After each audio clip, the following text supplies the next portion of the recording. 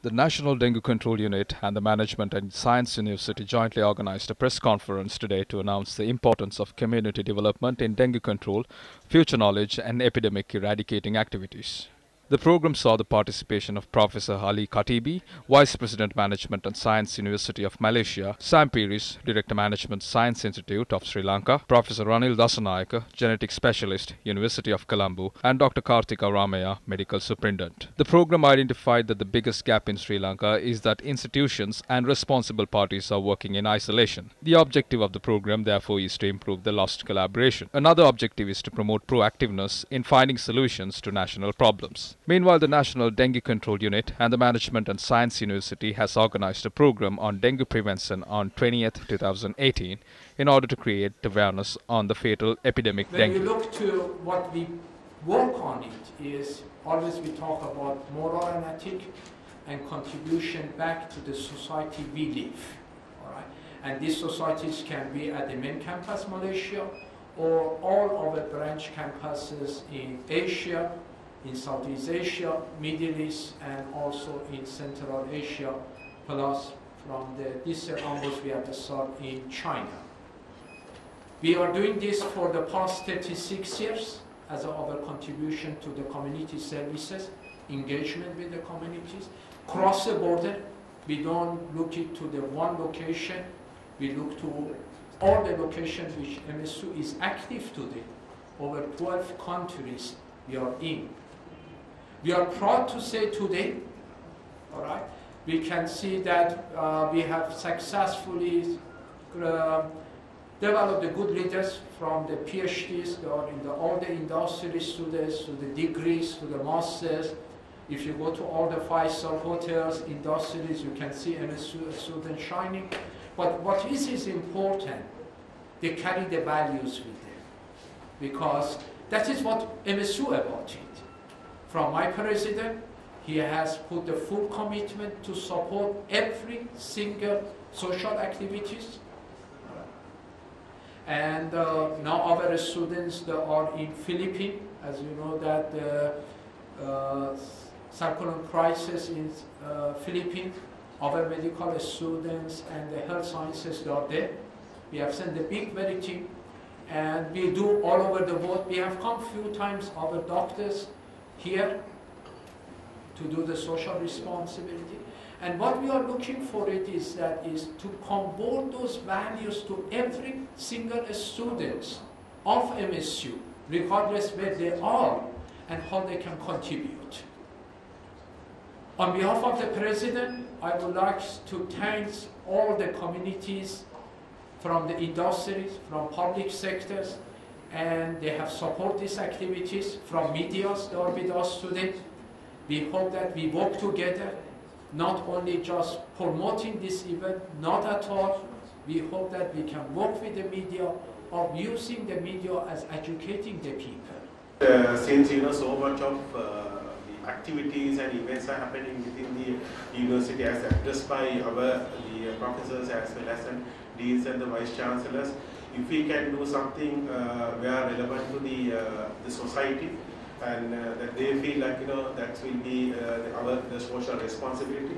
Therefore, preventing dengue as well as avoiding the junk food, plus the professional the garbage disposal systems, and we are going to introduce during the campaign, and we are not going to have only a dengue, and we are going to looking at the other two components as well during this events going to be happen. The main events will be on 20th, and a part of that we are going to find out another 2-3 locations where we have to be involved, and we are going to see as much with the collaborations of our PhD students as well as undergraduate students, as much to make some awareness on Sri Lankan society. Mosquitoes, and so one is the genetic based mosquito population suppression and elimination strategy, and this is called the release of insects carrying a dominant lethal, and the second strategy is the genetic based population replacement strategy.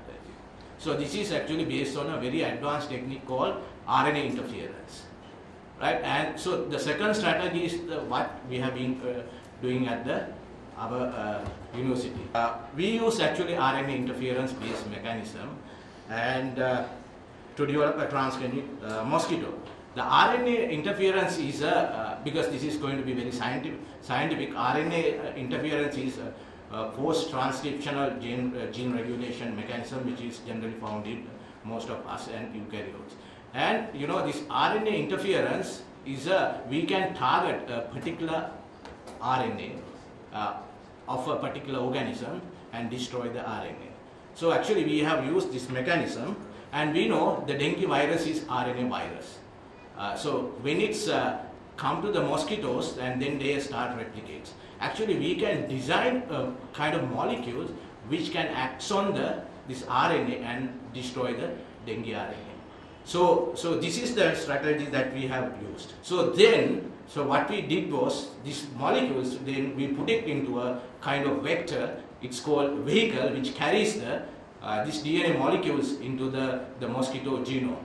And of course, there we have to use very refined techniques, which is called microinjections. The microinjection is a very tedious process, and we have to inject picoliter, nanoliter level into mosquito eggs.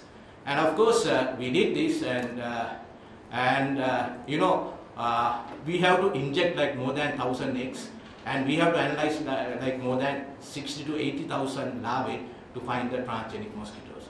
And we were successful getting a transgenic mosquito, and not only that, this is the first report in Sri Lanka getting developing a transgenic animal or a transgenic mosquito in Sri Lanka. There are two strategies that have been used in genetically modified. We have the dengue antigen, which help you to detect the virus early in the disease, as early as the first day of the fever. The AS1 antigen at the moment can detect the disease at the first day of the fever, and up to 3 days the ELISA also will help you. At the same time, the dengue antibodies, after they start appearing after the 5th day, or sometimes it also depends on the clinical presentation.